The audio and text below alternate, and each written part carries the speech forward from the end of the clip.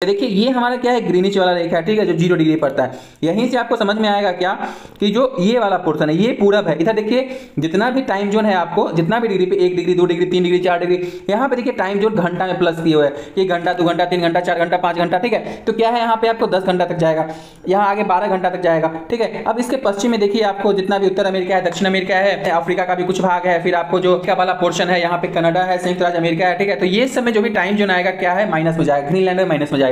लेकिन इसके पूरब आप रशिया ले लीजिए, चाइना ले लीजिए, भारत ले लीजिए, ठीक है। उसके बाद क्या कहते हैं, सो आपका अफ्रीका का पोर्शन सब देख लीजिए, ठीक है। तो ये सारा मिस्र है, ठीक है, यूएई है, तो ये सारा सब जो टाइम जोन प्लस में आएगा। तो सबका टाइम जोन तो देखिए यहाँ पे लिखा हुआ है भारत का 5 घंटा 5.5 घंटा। तो इस प्रकार से जो है हम लोग यहाँ पे समझ सकते हैं बातों को। Welcome back to my channel education Sab. और आज हम लोग बात करेंगे देशांतर क्या है। हम लोगों ने पिछले कक्षा में देख लिया था कि अक्षांश के बारे में पढ़ा था, ठीक है। अक्षांश में कौन कौन सा इंपॉर्टेंट लाइन था उसके बारे में पढ़ा था। जैसे कि हम बात करें तो ग्लोब है, ग्लोब पे ये बीच वाला भूमध्य रेखा है, 23.5 डिग्री ऊपर कर्क रेखा है और 23.5 डिग्री दक्षिण में जो है आपका मकर रेखा है।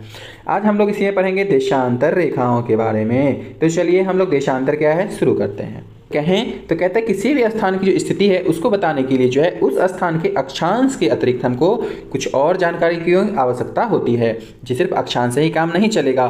फिर देखिए कहते हैं कि अगर हम बात करें तो प्रशांत महासागर में स्थित तो टोंगा द्वीप समूह कहाँ पे है, प्रशांत महासागर में है। और वहीं हिंद महासागर में बात करें तो आपको मॉरिशस द्वीप दोनों जो है एक ही अक्षांश पे स्थित है, 20 डिग्री दक्षिण पे। अब देखिए यहाँ पे अगर हम बात करें तो कहता है कि इनकी सही स्थिति जानने के लिए यह पता करना जरूर आवश्यक हो जाएगा कि ये जो है किधर है, उत्तर ध्रुव के या फिर दक्षिण ध्रुव से। तो देखिए यहाँ पे क्या कहता है कि इसके लिए हम लोगों को चाहिए क्या कि उनकी जो उत्तर ध्रुव से दक्षिण ध्रुव से जोड़ने वाली संदर्भ रेखा है, अब ये पता करेंगे कि इसके जो है पूरब में है या फिर पश्चिम की ओर है। अगर पूरब या पश्चिम पता चलता है तो इन स्थानों की जो है अब दूरी कितनी है, तो ये सब बातें हमको पता करना होगा। देखिए एक चीज और है, कहता है कि संदर्भ रेखाओं को देशांतरीय याम्योत्तर कहते हैं। कहते हैं कि उनके बीच की दूरी को देशांतर के अंशों में मापा जाता है। प्रत्येक अंश को मिनट में और मिनट को जो है सेकंड में विभाजित करते हैं हम लोग। अब ये कहते हैं कि ये अर्धवृत्त हैं और इनके बीच की दूरी जो है ध्रुवों की तरफ बढ़ने पर घटती जाती है और ध्रुवों पर जो जाएंगे तो यहाँ पे क्या होता है, शून्य हो जाता है, जहाँ सभी देशांतरी याम्योत्तर आपस में मिल जाते हैं। अब आपको एक चीज दिखाते हैं, यहाँ पे ये हमारा जो है क्या है, आपका अर्थ है, जो हमारा ग्लोब है। इस पे जो है यहाँ पे देखिए देशांतर रेखा, ये आपको प्रधान देशांतर याम्योत्तर रेखा होगा जो आपको 0 डिग्री होता है, ठीक है। इसके बाद जितनी भी देशांतर रेखाएं हैं आपको सब जो है क्या होगा, जब बढ़ेंगी तो ये ऊपर और नीचे, यानी कि अगर हम बात करें यहाँ पे अगर भूमध्य रेखा है तो भूमध्य रेखा से अगर नीचे हम दक्षिण के जाएंगे तो ध्रुव पे आके ये सारी मिलेंगी। अगर हम इसके ऊपर में जाएं, उत्तर में जाएं, तो यहाँ पे क्या होगा, यहाँ पे भी ये मिल जाएगा। यहाँ पे क्या है, आपको मिल जाता है सारा, तो ये एक बिंदु पे आ जाता है। अब देखिए इसी में कहते हैं क्या कि प्रत्येक जो देशांतर रेखा है, जितना भी यहाँ पे क्या है देशांतर रेखा है, तो इसको देखिए तो इनके बीच की जो दूरी है आपको सबसे ज्यादा भूमध्य रेखा पे होती है, ठीक है, और सबसे कम जो है क्या होगी आपको ध्रुव पे होगा, क्योंकि ध्रुव पे ये मिल जाता है। अब देखें आगे देशांतर रेखाओं का, तो देखिए इसका जो लंबाई है ये आपको हर जगह समान होगा और ये क्या होता है, ये आपको ध्रुव पे आके जो है यहाँ पे आके क्या होता है, मिल जाता है, ठीक है। तो देशांतर रेखा मिल जाता है यहाँ पे, तो इसकी लंबाई हर एक जगह समान होगी। और अक्षांश रेखाएं क्या होती हैं, तो ये आपका जो ग्लोब है इस पे अगर हम अक्षांश रेखाओं की बात करेंगे तो क्या होगा, यहाँ पे इनका जो है लंबाई धीरे धीरे घटता जाता है, ठीक है ना। अब देखिए आगे बात करते हैं, तो कहता क्या है आपको कि सिर्फ मुख्य संख्याओं में व्यक्त करना कठिन था, यानी कि जो अक्षांश देशांतर रेखा है इसको मुख्य संख्या में व्यक्त करना कठिन था। कहते हैं कि तब जो है सब देश क्या करते हैं, निश्चय करते हैं कि जो आपका ग्रीनिच है, ठीक है, ग्रीनिच जो है जहां मान लीजिए कहते हैं कि राजकीय वेधशाला स्थित है, ठीक है, यहां से जो गुजरने वाला याम्योत्तर था, यानी कि जो देशांतर रेखा था, ठीक है, तो इसके पूर्व और पश्चिम की ओर हम लोग जो है गिनती करना शुरू कर दिए, ठीक है। ये क्या हुआ था, ये आपको सभी देशों का एक सम्मिलित जो है समूह था, उसने यह निश्चय किया था। तो कहते हैं कि जो 0 डिग्री देशांतर है इस याम्योत्तर को प्रमुख याम्योत्तर हम लोग कहते हैं। और अगर हम इसके बाद बात करें तो कहता है कि यहाँ से हम 180 डिग्री पूरब या 180 डिग्री पश्चिम तक की गणना करते हैं। याद रखेंगे कि जो 0 डिग्री है इसी से हम लोग पूरब और पश्चिम की गणना करते हैं, कहाँ तक, तो आपको 180 डिग्री तक, याद रखेंगे। अब देखिए कहता है कि आपको कि प्रमुख याम्योत्तर तथा 180 डिग्री याम्योत्तर मिलकर दो समान भागों में यानी कि पूर्वी गोलार्ध और पश्चिमी गोलार्ध में विभक्त करती है। याद रखिएगा कौन कौन सा, तो जो 180 डिग्री याम्योत्तर है पृथ्वी का वो और पूर्वी गोलार्ध और पश्चिमी गोलार्ध में क्या करता है, विभक्त करता है। अब ये कहते हैं कि किसी स्थान के देशांतर के आगे पूर्व के लिए हम अक्षर पू का इस्तेमाल करते हैं और पश्चिम के लिए अक्षर प का यूज करते हैं। तो यहाँ पे आपको दिख रहा होगा, देखिए 60 डिग्री पूरब, 30 डिग्री पूरब, यहाँ देखिए 30 डिग्री पश्चिम, 60 डिग्री पश्चिम। तो जो इस साइड वाला एरिया है आपका ये पश्चिम है और ये वाला एरिया आपका क्या है, पूरब है। ये पश्चिम है, ये पूरब है। अब देखिए कहते हैं कि हम जानते हैं, ठीक है, या फिर बात करें तो आपको यह जानकर आश्चर्य होगा, या आपके लिए रोचक भी हो सकता है कि 180 डिग्री पूर्व और 180 डिग्री पश्चिम याम्योत्तर एक ही रेखा पर स्थित है। यानी कि जो 180 डिग्री वाला होगा इस साइड, वो क्या है, दोनों जो है एक ही लाइन पे, 180 डिग्री क्या आंसर, पूरब और पश्चिम, ये एक ही रेखा पे, और ये सीटेड के पर्पज से काफी इंपॉर्टेंट हो जाता है। फिर देखिए आगे चलते हैं, तो कहता है कि ग्लोब पर अक्षांश समानांतर रेखाओं एवं देशांतरीय याम्योत्तर के द्वारा बनी ग्रिड को देखें। तो ये वाला पोर्शन जो है आपको ग्रिड है, ठीक है। कहते हैं कि आपको अगर किसी स्थान के अक्षांश एवं देशांतर की सही जानकारी हो तो ग्लोब पर क्या है, आप उस स्थान का आसानी से पता लगा सकते हैं, अगर आपको अक्षांश देशांतर मालूम हो तो। फिर है एक उदाहरण है कि असम में धुबरी, ठीक है, असम में जो धुबरी है वो 26 डिग्री उत्तरी अक्षांश पे है और 90 डिग्री पूर्वी देशांतर पे स्थित है, ठीक है ना। तो कहता है कि अब उस बिंदु को देखें जहां ये दोनों रेखाएं एक दूसरे को काटती हैं, ये धुबरी की सही स्थिति होगी। अब इसको समझने के लिए एक और पिक्चर दिया हुआ है, उसको समझते हैं। तो देखिए कहता है क्या कि आप भी ये काम कर सकते हैं कि कागज ले लें और समान दूरी वाली क्षैतिज रेखाएं खींचें, ठीक है, और ऊर्ध्वाधर। कहता है कि इसी में 1 2 3 4 क्षैतिज रेखाओं को और क ख ग घ जो है अक्षर से व्यक्त कीजिए आप, ठीक है। ऊर्ध्वाधर को 1 2 3 4 से और क्षैतिज वाले को क ख ग घ अक्षर से। कहता है कि जिन बिंदुओं पर ऊर्ध्वाधर और क्षैतिज रेखाएं काटेंगी वहां कुछ छोटे वृत्त खींचिए, ठीक है। क्या करना है आपको, छोटा सा वृत्त खींचना है। कहते हैं कि इन वृत्तों को अ ब स त ध के नाम से व्यक्त कीजिए। मान लीजिए कहता है आपको क्या कि जो आपका रेखा है, ऊर्ध्वाधर रेखा जो है आपको देशांतर है और जो आपका क्षैतिज रेखा है वो आपका अक्षांश है, ठीक है। तो ऊर्ध्वाधर में हमको क्या करना था, 1 2 3 ऐसे करके लिखना था। यहाँ पे क ख ग, तो मान लीजिए कोई रेखा इधर से गया, फिर कोई इधर से आया, तो जो ये वाला पोर्शन है ये आपका एग्जैक्ट लोकेशन हो जाएगा। तो देखिए यहाँ पे कहता है कि वृत्त ख उत्तरी अक्षांश और डिग्री 1 पूर्वी देशांतर पर स्थित है। यहाँ पे देखिए आपको 1 2 3 4 मिलेगा, क ख ग घ मिलेगा, तो हमको क्या लेना है, ख लेना है और 1 डिग्री पे लेना है। तो देखिए यहाँ पे 1 डिग्री ये रहा और ख वाला पॉइंट ये रहा, यानी कि ये वाला पोर्शन जो है आपका क्या हुआ, आपको दिख जाएगा। अब हम बात करेंगे किसका, तो हम बात करेंगे देशांतर और समय का। तो देखिए देशांतर रेखा बहुत ही इंपॉर्टेंट हो जाता है यहाँ पे आके। तो चलते हैं आगे। तो कहता है क्या कि समय को मापने का सबसे अच्छा साधन पृथ्वी, चंद्रमा एवं ग्रहों की गति है। याद रखेंगे किस किस की बात कर रहा है, तो पृथ्वी, चंद्रमा एवं ग्रहों की जो गति है वो सबसे अच्छा है। फिर अगर बात कीजिए तो कहता है कि सूर्योदय एवं सूर्यास्त प्रतिदिन होता है। यहाँ पे अगर हम बात करें तो ये हमारा सूर्य है, तो इस साइड पूरब में निकलता है और पश्चिम में आगे क्या होता है, अस्त हो जाता है, ठीक है। तो कहते हैं कि ये वाला जो चीज है क्या है, ये आपको प्रतिदिन होता है। हम कहें तो स्वाभाविक ही है कि पूरे विश्व में समय का निर्धारण का सबसे अच्छा साधन जो है ये होगा, यानी पृथ्वी, चंद्रमा एवं ग्रहों की गति।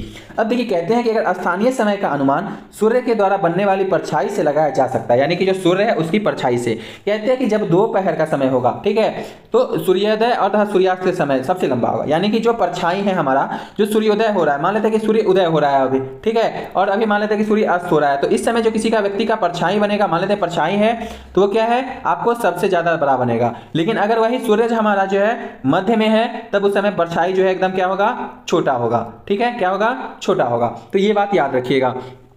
कहते हैं क्या कि ग्रीनिच पर स्थित प्रमुख याम्योत्तर पर सूर्य जिस समय आकाश के सबसे ऊंचे बिंदु पर होता है उस समय याम्योत्तर की स्थिति सभी स्थानों पर दोपहर की होगी। जब सूर्य सबसे ज्यादा ऊपर होगा याम्योत्तर पे, उस समय क्या होगा, सभी स्थानों पर वहां पे समय जो है दोपहर का होगा। अब देखिए कहता क्या है आगे, क्या कि पृथ्वी पश्चिम से पूरब की ओर चक्कर लगाती है। मान लेते हैं कि यहाँ पे हमारी क्या है, पृथ्वी है, तो पृथ्वी क्या है, तो इधर पश्चिम है, तो पश्चिम से जाती है फिर पूरब में होके आती है। तो याद रखिएगा, कहते हैं कि वे स्थान जो ग्रीनविच के पूरब में है। अब देखिए यहाँ पे चीज और कि मान लेते हैं कि ये हमारा पृथ्वी है और जो है ये हमारा प्रधान मध्याह्न रेखा है और ये हमारा क्या है, देशांतर रेखा है। तो कहते हैं कि पृथ्वी जो पश्चिम से पूरब की ओर चक्कर लगाती है, कैसे चक्कर लगाती है, तो ये ऐसे करके आती है, ठीक है। तो कहते हैं यहाँ पे क्या कि जो ग्रीनविच से पश्चिम में होगा, तो ये वाला पोर्शन हमारा ग्रीनविच है और यहाँ से इधर जो पश्चिम आएगा और ये पूरब आएगा। तो जो पश्चिम में होगा ये क्या होगा, ग्रीनविच समय से पीछे होगा और जो हमारा पूरब में है ये ग्रीनविच समय से आगे होगा। तो जो आगे है उसमें हम प्लस कर लेते हैं और जो पीछे है उसमें हम माइनस कर लेते हैं। ये इंपॉर्टेंट हो जाता है। कि पृथ्वी पश्चिम से पूरब की ओर चक्कर लगाती है, अतः वे स्थान जो ग्रीनविच के पूर्व में है उनका समय ग्रीनिच समय से आगे होगा और जो पश्चिम में है उनका समय पीछे होगा। अब देखिए कहता है कि समय की दर की जो गणना है निम्नलिखित विधि से की जाती है, यानी कि टाइम है उसका हम लोग जो व्यवस्था करेंगे उसकी बात करते हैं। तो कहता है कि पृथ्वी जो है 24 घंटे में अपने अक्ष पे 360 डिग्री घूमती है। याद रखिएगा कितना देर में, तो 24 घंटा में कितना घूम रहा है, 360 डिग्री। फिर कहता है कि 1 घंटे में वो 15 डिग्री घूमेगा, यानी आप क्या है कि आप 360 को 24 से भाग दे दीजिए, जितना आएगा तो आपको कितना आएगा, 1 घंटा में आएगा आपको निकल के 15 डिग्री।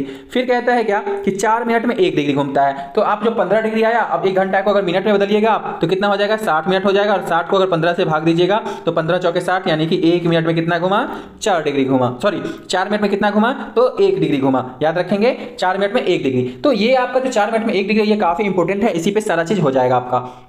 ग्रीनिच में दोपहर के 12 बज रहे हैं, तब ग्रीनिच से 15 डिग्री पूर्व का समय होगा 15 गुने 4 बराबर 60। अर्थात अगर मान लेते हैं ये हमारा पृथ्वी है, ये हमारा ग्रीनिच है, तब इसके 15 डिग्री पूरब की बात कर रहा है, यहाँ पे 15 डिग्री पूरब का। तो कह रहा है कितना होगा, तो हम लोग 1 डिग्री में 4 मिनट जान रहे हैं, तो 15 चौके कर लेंगे तो हमारा कितना हो जाएगा, 60 मिनट हो जाएगा, यानी कि इसको घंटा में बदलेंगे तो 1 घंटा। तो ग्रीनिच में दोपहर का 12 बजा था, तो हमारा कितना बजेगा, ग्रीनिच से 1 घंटा आगे होगा। क्यों होगा, तो ये हमारा क्या है, पूरब में है, और पूरब वाले समय को क्या करते हैं हम लोग, प्लस करते हैं। अब देखिए कहता है कि अर्थात वहां दोपहर का 1 बजा होगा। ठीक है, अब है कि ग्रीनिच से 15 डिग्री पश्चिम का समय ग्रीनिच से 1 घंटा पीछे होगा। क्यों होगा, तो यही 15 डिग्री जब इधर आएगा तो आपका माइनस में चला जाएगा, कहा है कि पीछे कम है। तो कहते हैं यहां सुबह का 11 बजेगा। इसी प्रकार जब ग्रीनिच में दोपहर के 12 बजेंगे उस समय जो है 180 डिग्री पे मध्य रात्रि होगा। तो ये वाला जो लाइन है आप याद रखेंगे कि जब ग्रीनिच पर दोपहर के 12 बजेंगे उस समय क्या है कि आपको 180 डिग्री पे मध्य रात्रि होगा। तो एग्जाम के पर्पज से काफी इंपॉर्टेंट हो जाता है।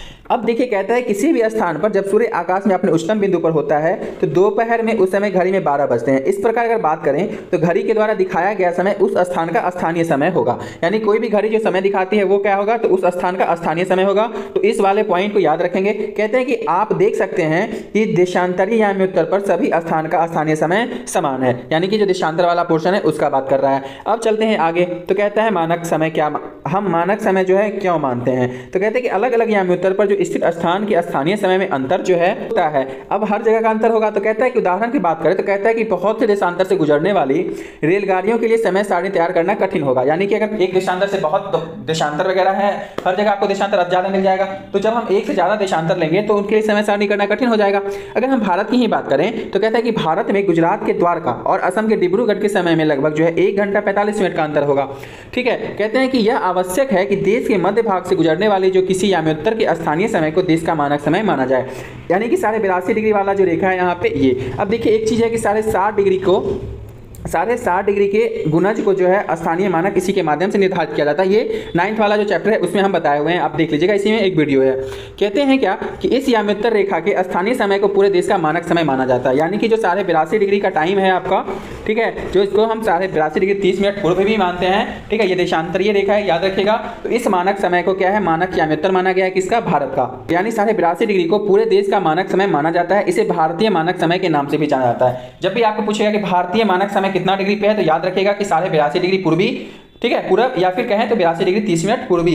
ठीक है, कबीर भोपाल के निकट एक छोटे से नगर में रहता है और वह अपने मित्र आलोक से कहता है कि वे लोग आज रात्रि में नहीं सो पाएंगे। क्यों नहीं सो पाएंगे, क्योंकि जो है क्रिकेट है, कहाँ, तो भारत और इंग्लैंड का। तो क्रिकेट प्रेमी बहुत सारा लोग होता है, तो क्रिकेट जो है इंग्लैंड में है, और इंग्लैंड कहाँ है आपको, तो ग्रीनिच वाले पोर्शन पे सीधा सीधा आपको पड़ेगा। फिर कहते हैं कि एक क्रिकेट मैच है जो कब शुरू हो रहा है आपको, तो शुरू हो रहा है लंदन में 2 बजे अपराह्न में, यानी कि पीएम में। याद रखिएगा अपराह्न मतलब पीएम। कहते हैं कि भारत के समय अनुसार अगर हम बात करेंगे तो यह 7:30 बजे शुरू होगा और देर रात्रि में समाप्त होगा। तो बताइए कि यहाँ पे 7:30 बजे क्यों शुरू होगा, तो हम लोग पहले टाइम जोन के बारे में पढ़े हैं, तो उसके हिसाब से। तो देखिए कहता है कि भारत ग्रीनिच से 82.5 डिग्री पूरब में स्थित है। याद रखिएगा किधर है, इधर है 82.5 डिग्री, तो टाइम जोन क्या होगा, प्लस में जाएगा। फिर कहता है कि यहाँ का समय ग्रीनिच समय से 5.5 घंटा 30 मिनट आगे है, इसलिए जब लंदन में जो है दोपहर का 2 बजेगा तब भारत में शाम के 7 बजेंगे। याद रखिएगा, ठीक है। अगर इसमें कोई दिक्कत होगा तो कमेंट कीजिएगा, हम टाइम जोन का फिर से कैलकुलेशन करके आपको बताएंगे। आगे देखिए कहता है क्या यहाँ पे कि कुछ देशों का देशांतरीय विस्तार अधिक होता है, जैसे कि रूस है, अमेरिका है, कनाडा है। तो कहते हैं कि 1 से अधिक मानक समय अपनाया गया है वहां पे। उदाहरण के लिए यहाँ पे आपको रूस दिया है, कहता है 11 मानक समयों को अपनाया गया है।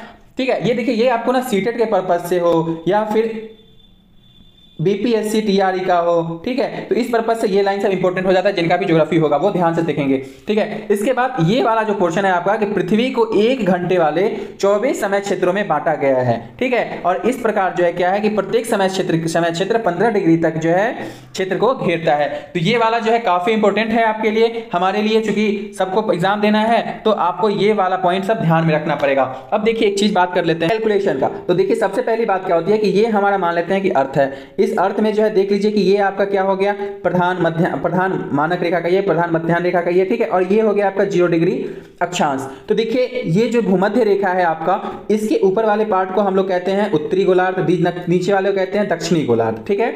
और अब देखिए इसको अगर हम मिटा दें यहां से, ठीक है, किसको, इस वाले पोर्शन को, तो आपको मिलेगा देशांतर रेखा, ठीक है। तो देशांतर रेखा में क्या है कि जो ये वाला पार्ट है ये आपका पूर्वी देशांतर, ये पश्चिमी देशांतर। अब याद रखना क्या है इसमें कि यहाँ पे जो देशांतर रेखा है, इससे जब हम 1 डिग्री आएंगे, 2 डिग्री आएंगे, 3 डिग्री आएंगे, या कितना भी डिग्री आएंगे, तो जो 4 मिनट है उसमें 1 डिग्री जाएगा। जब अब हम वही कहें 60 मिनट, तब आपको 15 डिग्री जाएगा। अब 60 मिनट कहे या फिर 1 घंटा कहे, आपको 15 डिग्री ही रहेगा। ये वाला पार्ट जो है आपको ये ध्यान में रखिएगा, पूरब में क्या है, पश्चिम में क्या है। तो पूरब में जो है आपका क्या हो जाएगा, यहाँ पे आपको पूरब में प्लस होगा और पश्चिम में माइनस होगा, जो भी टाइम जोन होगा। तो इस तरह से आप लोगों का क्लियर हो जाएगा। तो इसी के साथ जो सेकंड चैप्टर आपका समाप्त होता है। फिर मिलते हैं अगले वीडियो में।